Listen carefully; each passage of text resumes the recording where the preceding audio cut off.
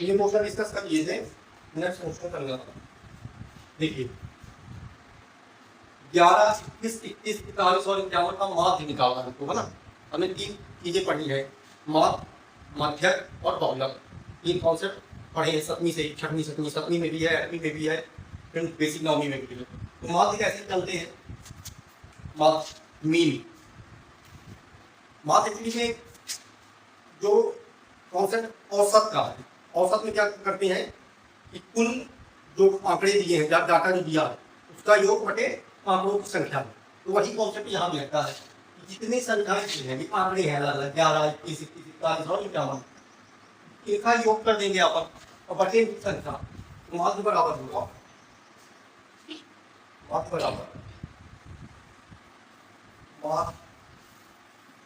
बराबर आंकड़ों का योग 11, 21, 41, 41 और 51, आंकड़ों का योग हो गया बटे आंकड़ों की संख्या। कितने आते हैं? 1, 2, 3, 4, 5। तो आंकड़ों की संख्या कितनी होता है? 5। योग कर दो तो 1, 1, 1, 5 हो गया। इधर 2, 5, 4, 9, 9 और 3, 12, 12 को 14, 14, 15, 155 बटे 5। इसको आगे 5 क्या 15, 5 को 5, 21 इसका आंसर है। ठीक है, इसी को माध्यक पूछ लेता। तो माध्यक में क्या करते हैं, या तो असेंडिंग ऑर्डर या डिसेंडिंग ऑर्डर, जो कि ऑलरेडी लगा हुआ है, और बिल्कुल बीचों बीच वाला, सेंटर वाला। जैसे टोटल 5 है ना, तो वो इधर से छोड़ दो, वो इधर से छोड़ दो, बिल्कुल बीचों बीच जो निकलता है ये माध्यक हो जाता है। इसी को बहुलक पूछ लेंगे। बहुलक क्या है? ऐसे आंकड़ा जो सबसे ज्यादा बार रिपीट हुआ, तो इसमें तो कोई भी समय एक बार रिपीट नहीं करते, तो बहुलक इस केस में सभी बहुलक कहलाते हैं।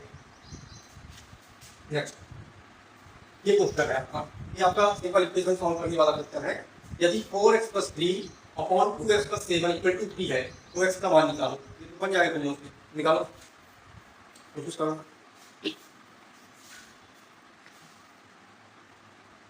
क्वेश्चन का क्वेश्चन है ना, 4x + 3 2x + 7, 4x + 3 2x + 7 = -+3। यहाँ से आपको x की वैल्यू निकालना है। तो जब किसी के डिनोमिनेटर में भाई जैसे 3 है ना, ये इंटीजर पूरा का है, अब हमको हम इसके नीचे क्या है 1 कर सकते हैं। 1 कर दिए, क्रॉस मल्टीप्लाई करा इसका इससे और इसका इससे, तो 1 का तो इससे होगा, तो ये तो सेम वही रिपीट हो जाएगा 4x + 3, और इसका 3 का जब यहाँ होगा तो 3 × 6 6x और 7 क्या 21। अब जो चर वाले हैं उसको एक साथ ले लो, जैसे 4x है 6x है, तो 6x में 4x को उधर भेज दो, इसको उधर भेज दो, जब 4x तो 6x + इधर आएगा तो -6x हो जाएगा, ये 3 उधर पे जाएगा तो माइनस का हो जाएगा। ये हो गया आपका -2x, और ये आपका हो जाएगा कितना 18, x बराबर 18 बटे -2। तो जब ये कटेगा तो x की वैल्यू क्या आएगी -9, -9। ठीक है, सिंपल सॉल्व करना है। ये देखिए अगला एक्चुअली घातांक करने से संबंधित क्वेश्चन है, और तुरंत आंसर आ जाना चाहिए। अब इस तरह के क्वेश्चनों का आधार समान है तो क्या होगा, कॉन्सेप्ट वही लगेगा। क्वेश्चन आपको कैसा भी दे दे डराने के लिए, कॉन्सेप्ट आप अपना कॉन्सेप्ट मजबूत रखिए। बेस हमारा आधार जो है समान है, ये -1/2 है, ये -1/2 है ना, और ये घात है 5 और 3, और है किसमें गुणे में। जब आधार समान हो और गुणे में तो घातें क्या होती है जुड़ती है। तो 5 और 3 8, ठीक है, आपका देखना है कि आधार के ऊपर घात 8 इसमें ये आंसर हो जाएगा। तो कुछ क्वेश्चन ऐसे हैं कि अपने को सॉल्व भी नहीं करने, बस वही देख के ध्यान करने के, है ना। ऐसे ही क्वेश्चन मिलते हैं वहाँ पर हटाते हैं। अब निम्न में से पूर्ण वर्ग संख्या कौन सी है? अब इसमें तुमको पूछ दिया इनमें पूर्ण वर्ग संख्या कौन सी है? कौन सी है पूर्ण वर्ग संख्या? पूर्ण वर्ग संख्या कौन सी है? मतलब perfect square number, perfect square number, इसी का स्क्वायर मतलब देखो इसका अंडर रूट करो, आप इसका स्क्वायर रूट करो तो कोई एक नंबर मिल जाएगा, या फिर इनमें से कोई एक संख्या किसी एक संख्या की स्क्वायर है, उसको कहते हैं परफेक्ट स्क्वायर। इनमें से कौन सी है? तो स्क्वायर याद हो, बी जिसका होता है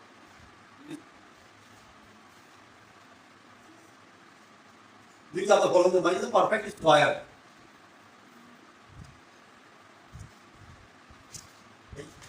समथिंग। 21 का होगा तुम्हारा 441, 22 का होगा 484, 23 का होगा 529, 24 का होगा 576, 25 का होगा 625, यहाँ 484 भी है, 625 भी है। अच्छा, एक्चुअली क्वेश्चन में थोड़ा सा मिस्टेक लगा है। निम्न में से कौन सी पूर्ण संख्या 29 का है? 29 का करके देखो, 29 स्क्वायर करो बताता है।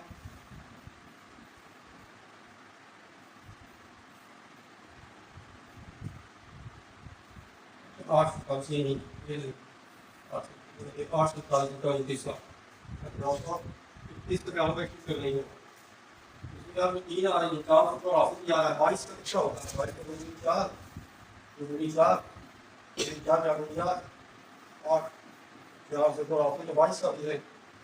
पच्चीस भी है, 25 का है 25 और 20, 5 दो ऑप्शन है इसमें, 484 22 का है, ये 22 का है, ये 25 का है, ठीक है।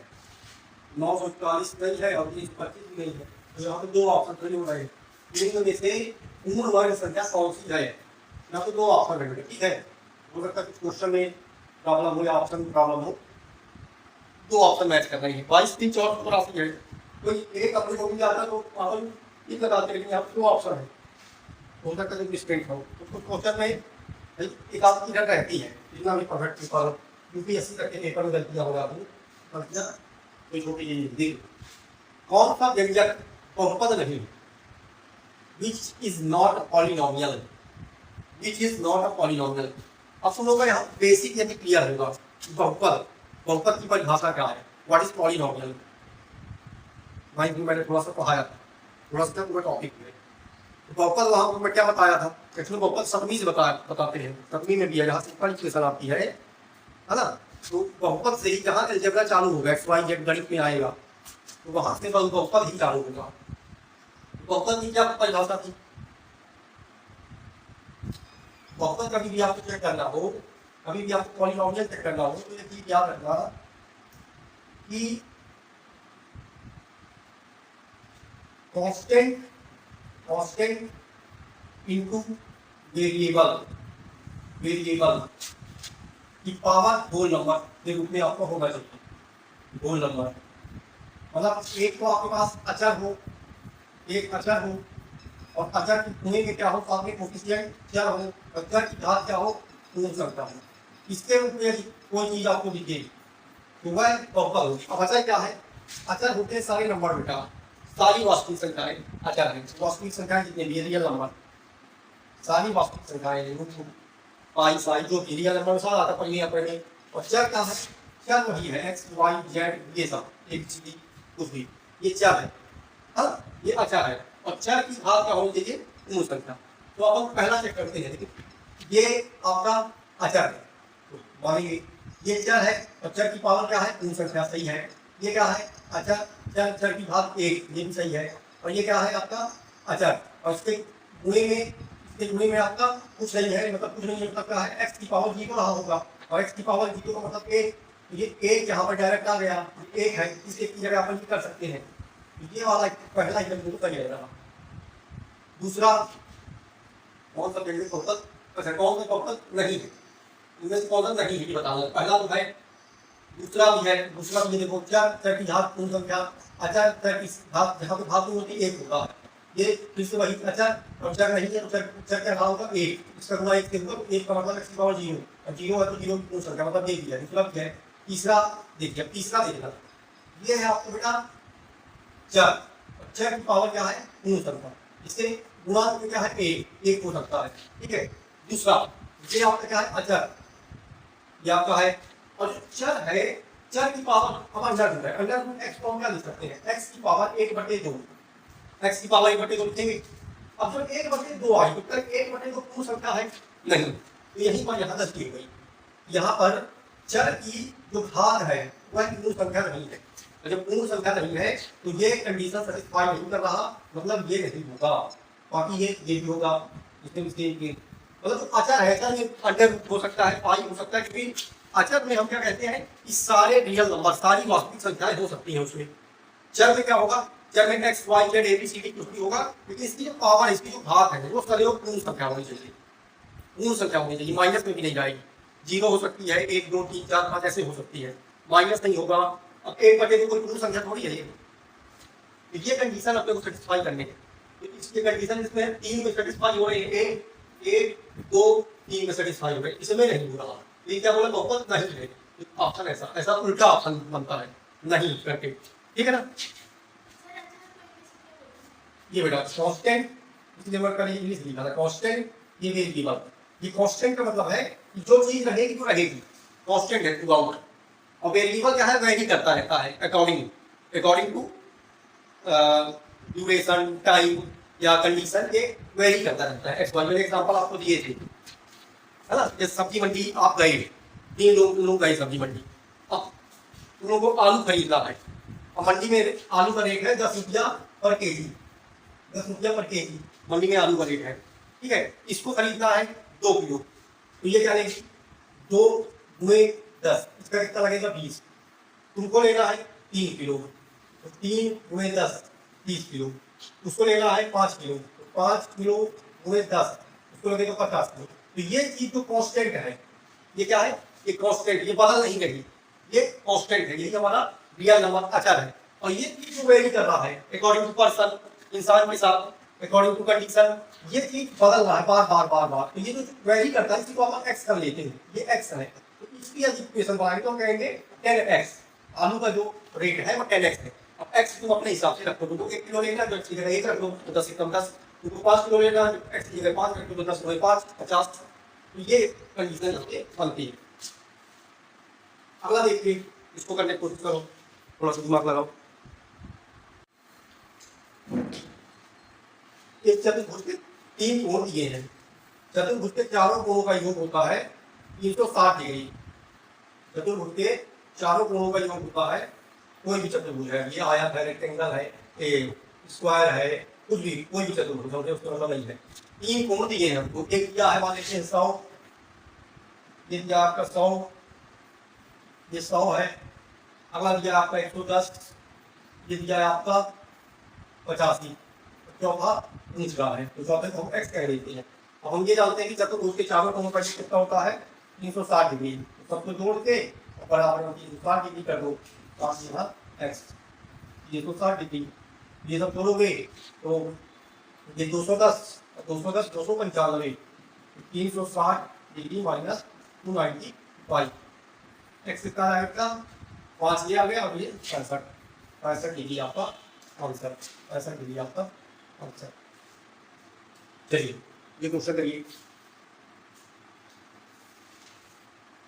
एक सिक्का जिसका व्यास 2 सेंटीमीटर सर्कल, एक सिक्का, ठीक है, उनका है बड़ा है सभी है, इसका ये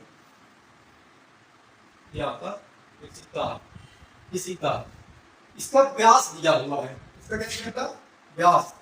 व्यास क्या होता है, त्रिज्या का दोगुना, त्रिज्या का दोगुना, व्यास होता है डी, डायमीटर 2 सेंटीमीटर। व्यास त्रिज्या निकाल सकते हैं क्या, कितनी होगी त्रिज्या, एक, इसकी आधी हो जाएगी। उसकी परिधि बताना है, तो वृत्त की परिधि का सूत्र होता है 2 पाई r, 2 पाई r की जगह 1 रखोगे। अब पाई की जगह कोई वैल्यू नहीं रख रहा, पाई पाई 2 पाई, ये आपको दिख रहा है 2 पाई, ठीक है ना। ये क्वेश्चन क्या बोल रहा है, ABCD is a trapezium. Trapezium मतलब क्या होता है, समलंब चतुर्भुज, विच AB पैरेलल टू BC, जिसमें भाई समलंब चतुर्भुज क्या है, जिसकी 2 भुजाएं समानांतर हो, अन्य 2 भुजाएं असमानांतर हो। तो जो तो समानांतर है कौन सी है, AB और CD, ये दोनों समानांतर है। B परपेंडिकुलर टू AB, यदि ये B है, ये AB पर परपेंडिकुलर है, जब भी देखो परपेंडिकुलर कह दे, तो परपेंडिकुलर कहने का मतलब क्या है, यहाँ पर 90 डिग्री का एंगल बनेगा। परपेंडिकुलर कहने का मतलब है यहाँ पर 90 डिग्री का एंगल बनेगा, इधर बनेगा तो इधर भी बनेगा रैखिक रूप से।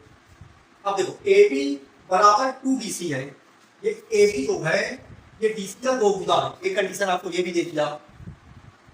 डी 12 है। इसके बाद ये जो डी है ये 12 दे दिया।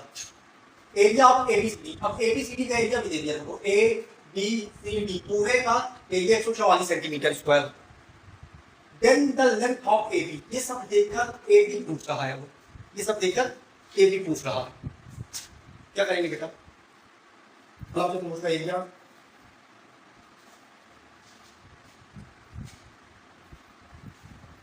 समलंब चतुर्भुज का क्षेत्रफल होता है 1/2 सम ऑफ पैरेलल साइड, समानांतर भुजाओं का योग। तो समानांतर भुजाएं क्या है आपकी, A B plus C D, ये दोनों समानांतर है। सम ऑफ पैरेलल साइड समानांतर भुजाओं का योग हुए उनके बीच की दूरी, हाइट बिटवीन देम, उनके बीच की दूरी। तो दूरी हमेशा हाइट होती है परपेंडिकुलर होती है, डी ही होगा। बात समझ में आ गई। अब यहाँ से वैल्यू रखो, अब क्योंकि एरिया ऑलरेडी दे चुका है तो एरिया क्या हमने 144 रख दिया 1/2। अब देखिए A B plus C D आपको चाहिए, यहाँ से स्टेट कंसेप्ट दिया कि ए बी बराबर 2BC है, A B equal to 2BC है। तो मैं इस ए बी की जगह इस वैल्यू यूज कर लेता हूँ, ए बी बराबर 2BC, तो ए बी की जगह मैं 2BC रख लेता हूँ, 2BC। और ये प्लस DC है, CD को DC या CD को भी कह रहा हूँ DC है तो इसको भी DC कर देते हैं, ठीक है। और डी आपका दिया हुआ है ये 12, साफ आप दिया है 12, यहाँ हम 12 करते हैं। अब क्या करेंगे, 154 जो नंबर जितने भी है ये 2 है ना, उनको क्रॉस मल्टीप्लाई करके उसके ऊपर लेके आओ। ये 12 मल्टीप्लाई करें तो नीचे डिवाइड हो जाएगा, बात खत्म। यहाँ 2DC और 8DC तो ये हो जाएगा 3DC। सॉल्व करो उसको तो 12 बार में जाएगा और 12 दूनी 24 बराबर 3DC। DC आप कौन जाएगा क्या होगा बेटा, DC या CD जो भी आप बोलोगे, DC क्या होगा 24/3, 24/3 8 3 24। तो CD लिखो इसको, CD DC आगे किसी को लिख कर 8 सेंटीमीटर। CD आपका कितना आ गया 8 सेंटीमीटर, लेकिन पूछा AB है, पूछा क्या है AB। तो AB और CD में हमको रिलेशन दिया है, AB क्या है 2 गुणे AB बराबर 2 गुणे DC, तो DC को लेंगे 8, 2 गुणे 8 8 दूनी 16, 8 दूनी 16। ऐसा क्वेश्चन है। सर्कमफेरेंस देकर एरिया पूछा है, ये बेसिक क्वेश्चन होता है सर्किल का बेसिक क्वेश्चन है। सर्कमफेरेंस देकर एरिया पूछ रहे, ये सर्किल है आपका, इसका सर्कमफेरेंस कितना है 88 सेंटीमीटर। देखो रेडियस को क्या सही दिया, सर्कमफेरेंस तो सर्कमफेरेंस से रेडियस निकालेंगे। सर्कमफेरेंस क्या होता है 2πr पर इंच, है ना, और इसी होता है 2πr। अब 2πr दिया कितना है 88, इसको देखिए हम सॉल्व करेंगे तो 2π की वैल्यू क्या बोला है 22/7 यूज कर लिया और r आप फाइंड कर लीजिए यहाँ से। तो सीधे आप यहाँ से कर सकते हो 22 चौकी 88 और 2 दूनी 4 और 7 गया इधर, r बराबर हो गया 7 दूनी 14। r कितना आ गया आपका 14 सेंटीमीटर। अब क्षेत्रफल निकालना है तो क्षेत्रफल का फार्मूला क्या होता है πr², पाई की वैल्यू रखेंगे आप 22/7, r स्क्वायर मतलब 14 गुणे 14, 7 दूनी 14, ठीक है। अब 14 दूनी 28, 22 गुणे 28, चलो 28 दूनी कितना होता है बेटा 56, 56 6 5 28 दूनी 56, 56 और 5 61, 6 से 14 सेंटीमीटर स्क्वायर। होता है एरिया का फार्मूला होता है πr², एरिया का फार्मूला होता है πr², पाई की वैल्यू 22/7 और एरिया दिया है ऑलरेडी गिवन है 2464 ये ऑलरेडी गिवन है। 2464 इक्वल टू पाई की वैल्यू 22/7, आर की वैल्यू आपको फाइंड करनी है। क्रॉस मल्टीप्लाई कराओ 24 64 7 ऊपर पूरा होके आएगा और 22 नीचे जाएगा। अब 11 से काटो 11 दूनी 22, 11 से ये कटेगा 11 दूनी 22, 2 गया इसके पास 26 बना, फिर 11 दूनी 22, 4 गया 11 चौक 44, फिर 2 से काटो 2 एकम 2 दूनी 4, 112 गुणे 7, r² बराबर 112 गुणे 7। 112 को आप जब तोड़ दो 112 के गुणनखंड कर लो, है ना। 112 के गुणनखंड क्या होंगे 56 दूनी, है ना, 56 दूनी, फिर 56 को भी तोड़ो, 56 को किसमें तोड़ेंगे अपन 7 8 56, फिर 8 को तोड़ो 4 दूनी 8 2 2, इससे क्या किया गुणनखंड निकाल लिया, इसके सबके गुणनखंड निकालिए। ये सारे गुणनखंड 2 2 2 7 और 2, ये सब गुणनखंड है। इससे क्या फायदा होगा आपको, सीधे रूट वैल्यू निकलेगी 2 2 2 2 2 2 2, 4 बार 2 है 1 2 3 4 और एक बार 7 है और एक बार 7 ऑलरेडी था। ऐसा करने से क्या फायदा मिला, ये आर स्क्वायर बनेगा, आर स्क्वायर, और स्क्वायर जब उधर जाता है तो वो रूट में कन्वर्ट हो जाता है। और रूट हम जानते हैं कि रूट के अंदर हमेशा हमको जोड़ा का जोड़ा बाहर निकालना होता है। तो हमको पहले हम क्या करते, पहले इसका मल्टीप्लाई करते, फिर उसको तोड़ते, तो ले लेकर आपको करना तो था, पहले तो हमको आंसर चाहिए, तो हमने यही पे तोड़ दिया। इसको करने का तरीका है यही तोड़ दिया। तो उसको पेयर का पेयर दिखा, एक पेयर, दो पेयर, तीन पेयर, तो क्या क्या बाहर निकला 2 2 और 7, 7 दूनी 14, 14 दूनी 28, तो आप कितना आ गया 28 सेंटीमीटर, 28 सेंटीमीटर। ऐसे डायरेक्ट लो, इससे पहले गुणा कर लो, फिर गुणा करके उसका स्क्वायर रूट करो, तो ये देख के करना होती है। तो हम वहीं पर तोड़ काट के कर लिए, वहीं पर तोड़ काट के कर लेते हैं। है अपने पास था, तो पंचभुज अपन ये है, पंचभुज पेंटागन। अब पेंटागन की खासियत क्या है, खासियत समझ लो, कुछ भी समझ लो कि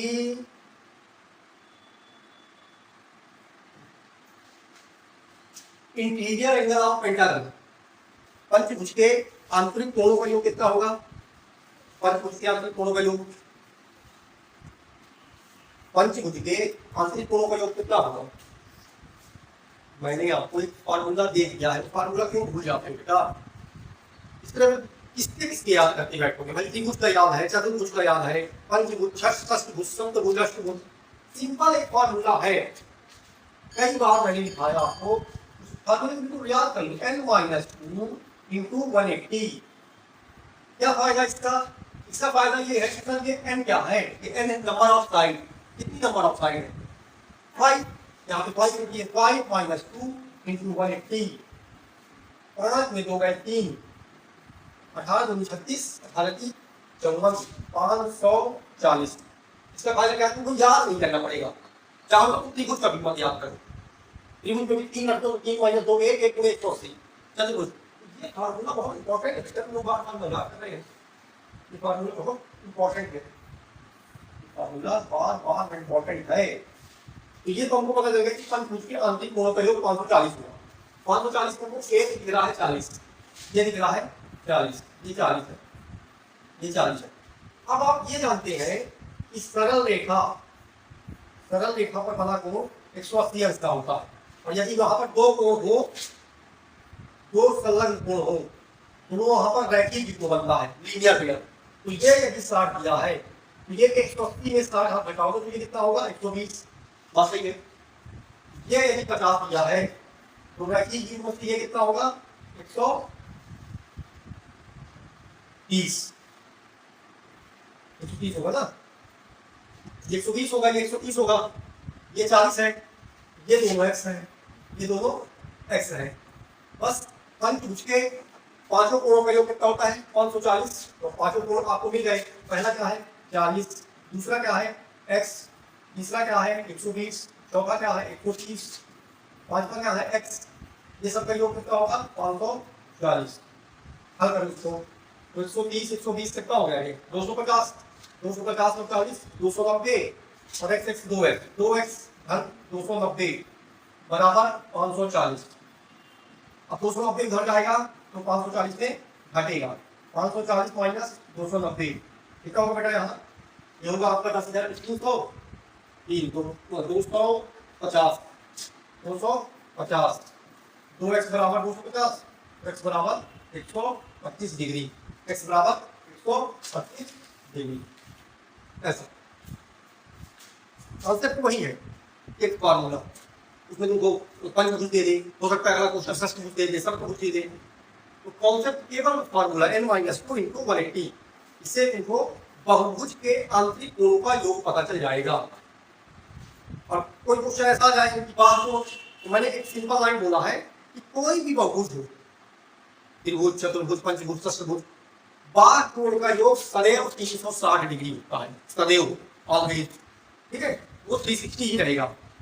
लेकिन एक्सटीरियर एंगल, इंटीरियर एंगल इस फार्मूले से आएगा, और एन की जगह वैल्यू रखते जाओ, आपका चला जाएगा। दो समांतर रेखाओं को जब एक तिर्यक प्रतिच्छेदी रेखा काटती है तो कुछ कोण वहां पर बनते हैं। वो कॉन्सेप्ट यहां पर लगेगा। कौन कौन से कोण होते हैं? दो समांतर रेखाओं को जब तिर्यक प्रतिच्छेदी रेखा काटती है तो दो एंगल बनते हैं। ठीक है, ये हो गया पहला। अब ये हो गई दूसरी वाटर कलर, तीसरा तो ये दो लाइन, ये लाइन है, ये ठीक है, ये दो लाइन, ये दो लाइनों को एक तीसरी लाइन काटेगी, एक तीसरी लाइन काटेगी तो और कोई अलग तरह की, ठीक है, ये लाइन आपको काटेगी, ये काटेगी। ठीक है, दो समांतर रेखाओं को जब तीसरी प्रतिच्छेदी रेखा काटती है तो यहाँ पर कितने एंगल बनते हैं बेटा? ये एंगल, ये एंगल, ये एंगल, ये एंगल, ये सब बार बार मैंने यहाँ पे कॉन्सेप्ट बताया, क्यों बताता हूँ? इसीलिए मुझे पता है ना क्या आता है। ये कॉन्सेप्ट है, कॉन्सेप्ट में बहुत ज्यादा ध्यान देना चाहिए। 1 2 3 4 5 6 7 8। अब यहाँ पर कोण 1 कोण 5 ये आपस में बराबर होंगे। क्यों? संगत कोण कहलाते हैं, corresponding angle. Same line parallel है, उसको वही लाइन काट रही है, एक ही जगह पर बैठे हैं, संगत है, करस्पॉन्डिंग है, 1 3 के बराबर हो तो प्रतिच्छेदी रेखाओं के आमने सामने के कोण बराबर होते हैं। इसको क्या कहते हैं? वर्टिकल अपोजिट एंगल, तीसरा कोण। फिर एकांतर कोण, एकांतर कोण होता है एक अंतर, एक छोड़कर, अल्टरनेटिव। तो मैंने बोला 4 6 के बराबर होगा, क्योंकि 4 के बाद 5 आता है, 5 को छोड़ना है 6, 4 5 6, 4 और 6 बराबर होंगे। इसी तरह 3 और 5 बराबर होंगे। इसी तरह 7 और 1 बराबर होगा। 7 और 1 बराबर होगा, ये एक्सटीरियर अल्टरनेटिव है, बाहर एकांतर कोण। मतलब इस लाइन को हम अंदर बाहर बोलेंगे और लाइन के बाहर तो 7 8 है ना, और 8 को छोड़ के ये 1 और 7, ये कॉन्सेप्ट के बेस पे क्वेश्चन बनेगा। अब देखिए, एक कोण आपको दिया है 115, ये वाला कोण आपको 115 दिया है, ये आपको 115 डिग्री दिया है। ठीक है, तो हम क्या कह सकते हैं? लीनियर पेयर से, यहाँ पर रैखिक बिंदु से ये कोण कितने का होगा? 65 का। ये आपका 65 डिग्री का कोण होगा। ठीक है, एक बात ये हो गई। दूसरी बात और क्या दिया है? कोण 2, ये आपको 40 दिया बेटा, कोण 2 आपको 40 दिया, कोण 2 आपको 40 दिया। ठीक है, अब मेरी बात समझिए, ये कोण और ये कोण, ये वाला, ये दोनों किस प्रकार के कोण दिख रहे हैं आपको? मैंने क्या कहा? कोण 2 और कोण 6, कोण 2 और कोण 6 किस प्रकार के कोण? संगत कोण। उसी प्रकार कोण 65 और कोण ये संगत है, दो समांतर रेखाओं में एक ही स्थान पर बैठे हुए कोण है। तो ये 65 है, ये भी 65 होगा बेटा, ये भी 65 होगा। ठीक है, अब तुम क्या करना, छोटा इस कोण नीचे तो त्रिभुज वाला कोण, ये त्रिभुज, ये त्रिभुज का कोण यदि मैं बाहर निकालूं, ये बाहर निकाल लेता हूं, ये बाहर निकाल लिया। ठीक है, ये कोण 2 था, कितना था? 40। ये कोण 65 था, इसका संगत कोण ये 65 था। तो ये कोण मैं निकाल सकता हूँ क्या? ये वाला कैसे? त्रिभुज के तीनों आंतरिक कोणों का योग 180 अंश होता है, ये नियम लगाएंगे। तो 6 4 10 105 हो गया, ये कितना हो गया? 75। ये कितना हो गया? 75। ये वाला, ये क्या वाला कितना हो गया? 75। और 75 से लगा हुआ है रैखिक बिंदु, तो ये रैखिक बिंदु ये कितना हो जाएगा बेटा? 180 को 75 घटा दो तो 105। कोण 3 कितना आ गया? 105। ऐसे करना है, कोई नया नियम नहीं है। Angle is 63 degree and remaining two angle are in the ratio 1:2। Then the measure of largest angle of the triangle. अब इसमें दो कॉन्सेप्ट दे दिए, तो रेशियो का कॉन्सेप्ट भी दे दिया, मतलब त्रिभुज एक कोण दिया है 63 डिग्री और जो बच गए दो कोण उनका अनुपात दे दिया है, 1:2 उनका अनुपात दे दिया है। त्रिभुज का ये त्रिभुज का एक कोण आपको 63 दे दिया है, एक कोण आपको 63 दिया है, और जो दो कोण बच गए वो रेशियो में दिया है। तो रेशियो हमेशा x के फॉर्म में होते हैं, तो 1 × x 2 × x, तो ये x होगा, ये 2x होगा, निकाल लो। अब वहीं फिर से त्रिभुज के तीनों कोणों का आंतरिक कोणों का योग 180 होता है, यहाँ से x की वैल्यू मिल जाएगी, x की वैल्यू रखोगे तो हमारा आंसर आ जाएगा। तीनों कोण 63 x 2x = 180 डिग्री, दो एक 3x हो गया, 63 उधर गया, तो 3x बराबर 180 माइनस का 63, तो 3x बराबर कितना आया, 60 कितना गया, 117, x बराबर 117/3। अब ये सब मैं करता हूँ, ये भी नहीं करना, फिर एक लाइन दो लाइन बहुत तेजी से करना है, तब जाकर समय बचता है। 3 की 9 2 3 9 27, x कितना आ गया, 39, x 39 आ गया, और ये 2x है मतलब 39 होगी, 78, ये 78 आ गया, तो ये कोण 78 हो गया, ये कोण 39 हो गया, ये 63 हो गया। तो क्या रहा है, लार्जेस्ट एंगल, लार्जेस्ट मतलब सबसे बड़ा इन तीनों में 78 है, सबसे बड़ा इन तीनों में 78 है। इस प्रकार के क्वेश्चन आपको करने हैं, समझ गए।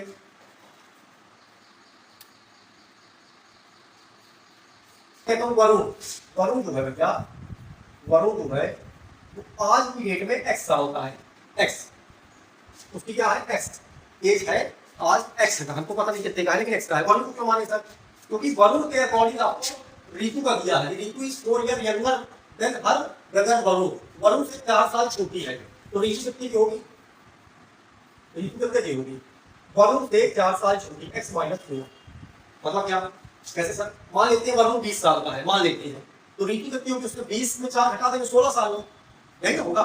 तो हमने वरुण को x माना और ऋतु वरुण से 4 साल छोटी है, तो उसमें 4 सब्ट्रैक्ट कर दिया। फिर बोला आफ्टर 5 ईयर, आज से 5 साल बाद, तो नेक्स्ट जो अकॉर्डिंग टू क्वेश्चन है, अकॉर्डिंग टू क्वेश्चन आज से 5 साल बाद, तो ये तो वर्तमान नहीं होगा प्रेजेंट, लेकिन हमको 5 साल आगे जाना है, तो आफ्टर 5 ईयर, आफ्टर 5 ईयर 5 साल बाद, आज वरुण x साल का है, x, तो आज से 5 साल बाद कितने का होगा, x + 5, x + 5, यही होगा। आज वरुण मान लेते हैं कि 20 साल का है, तो आज से 5 साल कितने का होगा, 5 साल बाद 25 का, उसमें 5 जोड़ दो, मैंने x माना है, हमको नहीं पता वरुण कितने का है, हमने x माना है और x में 5 जोड़ दिया, ये हो गया। इसी तरह रीडिंग, तो रीडिंग x - 4 है आज, लेकिन आज से 5 साल बाद कितने की होगी, x - 4 + 4, तो इसमें घटेगा तो 1 आ जाएगा, अब क्या हो जाएगा ये, तो ये वरुण है बेटा, वरुण आज से 5 साल बाद, और ये ऋतु है आज से 5 साल बाद, ये क्वेश्चन नंबर 3। अब क्या बोला, the sum of their age, इन दोनों की एज का सम आज से 5 साल बाद 70 होगा, इन दोनों का योग कर लो, x + 5 + x + 1, इन दोनों के एज का सम आज से 5 साल बाद, इन दोनों के एज का सम कितना है, 70। यहाँ से 2x और 5 6 उधर जाएगा, घटेगा, तो 2x बराबर क्या होगा बेटा, ये 70 में 6 गए तो 64, तो x बराबर कितना आ गया, 32, x बराबर क्या आ गया, 32। x हमने किसको माना था, वरुण को, तो वरुण को कितनी आ गई, 32, वरुण कितना है, 32। तो ऋतु की पूछ रहा है, वरुण 32 है, तो वरुण से 4 साल छोटी है ऋतु, 32 में 4 घटा दो तो 28, ऐसे वरुण से 4 साल छोटी है 28। आपको क्वेश्चन के हिसाब से रख भी देखो, उसने क्या बोला था, वर्तमान उम्र से 5 साल बाद, आज 32 का है, आज से 5 साल बाद कितने हो जाएगा, 37 का, और ये कितनी हो जाएगी, 18 + 5 33 की, और दोनों के उम्र का योग कितना हो रहा है, 70, बिल्कुल सही बात है, हो रहा। तो जैसे क्वेश्चन बोला था उस प्रकार से अपन करते चले गए, इस प्रकार से अपना आंसर आएगा।